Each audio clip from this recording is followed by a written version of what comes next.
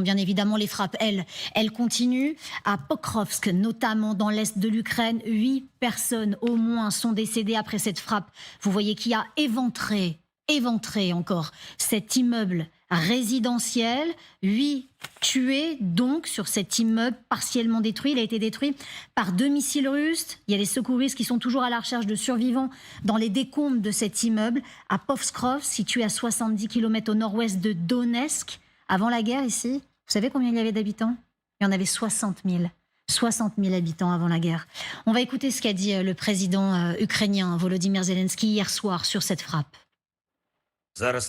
Une opération de sauvetage est actuellement en cours à Pokrovsk, dans la région de Donetsk, après des frappes de missiles russes, des missiles Iskander contre des bâtiments résidentiels ordinaires. Tous nos services travaillent sur place.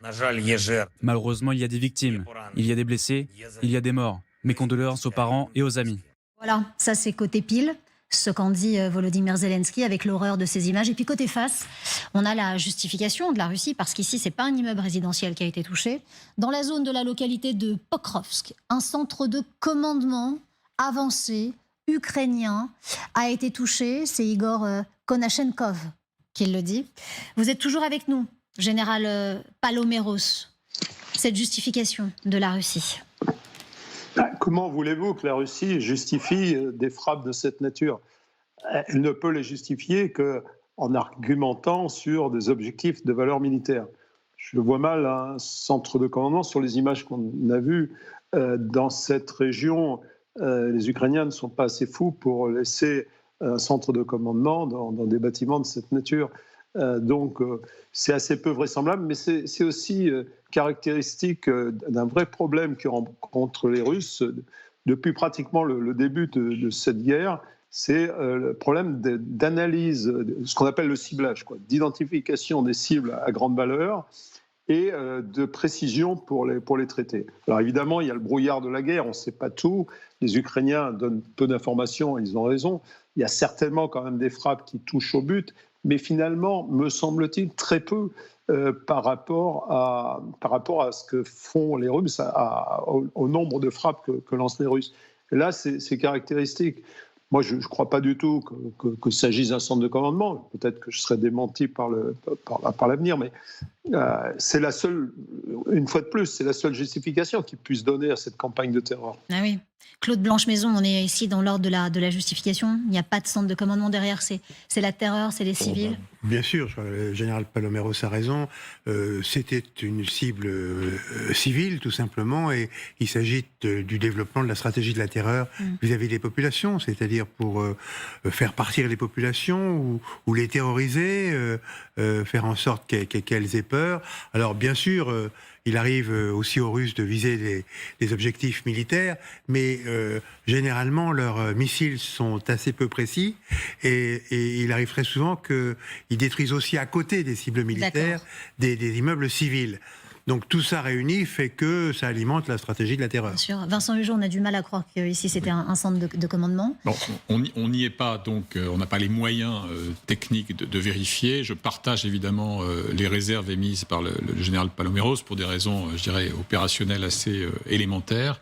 Mais je note que Poutine et son entourage continuent de considérer que le temps travaille pour eux et que ce qui était la doctrine secrète du début demeure, à savoir nous finirons par briser le moral de la société ukrainienne et de ses combattants, car nous en avons les moyens en hommes et en matériel. Et je remarque depuis plusieurs semaines, moi qui suis régulièrement et avec une sorte de plaisir pervers les débats de la télévision russe, avec les grands délires des propagandistes favoris du Kremlin, une remontée de la logique de l'anéantissement, avec un recours à un lexique religieux parfois, quitte à faire venir le patron d'une télévision orthodoxe. On est dans une exécration tellement, je dirais, pulsionnelle, tellement irrationnelle, que l'on reparle beaucoup de l'antéchrist, de la nécessité de les brûler tous. Et là, je cite des propos qui ont été tenus, 48 heures, par un pope, un orthodoxe, qui doit être autant homme de Dieu que je suis écuyère chez Grus. Et il y a à nouveau cette désinhibition par rapport à une sorte de devoir messianique qu'il y aurait à, encore une fois, anéantir, éradiquer l'Ukraine et non pas seulement la soumettre. Christian Lequesne.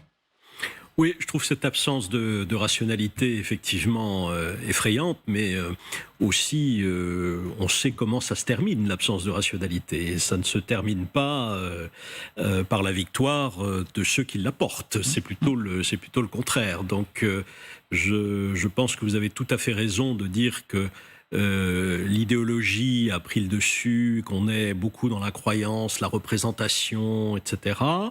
Mais en même temps, la guerre, ça fait appel, si on veut la gagner, à des logiques de rationalité. Et si celles-ci ne sont plus là ou sont considérablement diminuées, ça n'est pas très bon pour M. Poutine au final. Jean-Paul Palomero, général, vous êtes toujours avec nous. Est-ce que vous pensez que c'est pas bien joué de la part de la Russie? C'est montrer aussi qu'il y a un véritable problème. Ce genre de frappe, on parlait ici sur ce plateau d'un manque de rationalité. Vous partagez ce manque de rationalité? Je partage, je le constate. Non, voilà, tout a été dit. C'est le terrorisme d'État poussé à l'extrême et sans alternative. Il n'y a pas de possibilité de revenir en arrière. On est dans une politique du pire, si vous voulez. Et évidemment, ça ne peut qu'inquiéter parce que, voilà, chaque jour, des villes, des Ukrainiens sont pris sous des bombardements relativement aveugles. On a vu ce qui s'était passé à Odessa. Donc, tout est permis, ce qui a tendance à prouver que ce sont les armes qui parleront d'abord et que cette offensive ukrainienne, même si elle est complexe et difficile, il faut vraiment que nous, pays occidentaux, nous la soutenions de notre mieux. On en a parlé, les armements, peut-être un peu aussi d'aide au niveau de la stratégie, enfin soutenir en tout cas les Ukrainiens dans leur vision. Mais rien n'arrêtera, je ne vois pas ce qui arrêterait M. Poutine. Il ne peut absolument pas revenir en arrière. Pas très rassurant. Merci beaucoup, Général Jean-Paul Paloméros, d'avoir été avec nous aujourd'hui.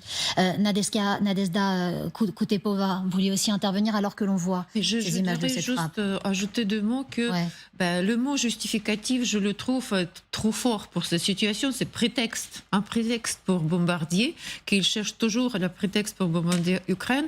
Mais moi, je pense toujours de chaîne humaine qui fait tout ça. Parce qu'il n'y a pas l'État qui fait exactement cela. Il y a des gens qui font cela. Ça veut dire qu'il y a des coordonnées qui sont données. Et nous connaissons qu'à un moment, peut-être il y a 6 mois, le liste des gens de l'armée russe a été publié. Qui fait coordonner? Et certains quels critères? Oui, mais c'était l'armée, c'était l'unité spéciale qui fait ses coordonnées. Et après, c'est quelqu'un qui regarde dans le viseur. Est-ce qu'elle est sûre que le but est militaire? Est-ce qu'elle pense de cela? Parce que finalement, c'est il qui appuie sur le bouton et qui bombarde cette maison-là. Mais je pense que les noms des gens qui fait coordonner, les noms de responsables qui fait ces coordonnées doivent être publiés, ils doivent être punis aussi en tant que criminels.